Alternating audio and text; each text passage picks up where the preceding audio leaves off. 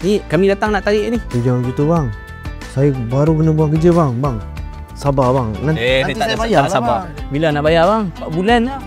Ni lama-lama 6 bulan, setahun habis lah. Kami nak tarik dulu lah. Doa-doa apa lagi Ustaz ni? Saya doa banyak dah, satu pun tak makbul lah Ustaz. Ustaz tak habis doa lah. Tuhan uji ini sebab dia nak panggil hamba dia datang dekat dengan dia. Kamu doalah kepada Allah, mintalah dalam keadaan kamu yakin sepenuh hati bahawa doa kamu akan didengar.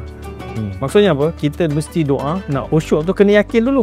Doa ni adalah tulang belakang ataupun teras ibadah. Kan? Maksudnya bila kita buat satu benda, tulang belakang tu yang paling penting sekali. So kita sebut Ramadan ni bulan ibadah kan. Lepas makan nasi lemak tu, azan subuh tu sampai buka puasa, sepanjang waktu kita berpuasa tu, itu mustajab doa. Dan ada lagi waktu special nak buka puasa tu. Kan? Kejap lagi kita nak makan apa?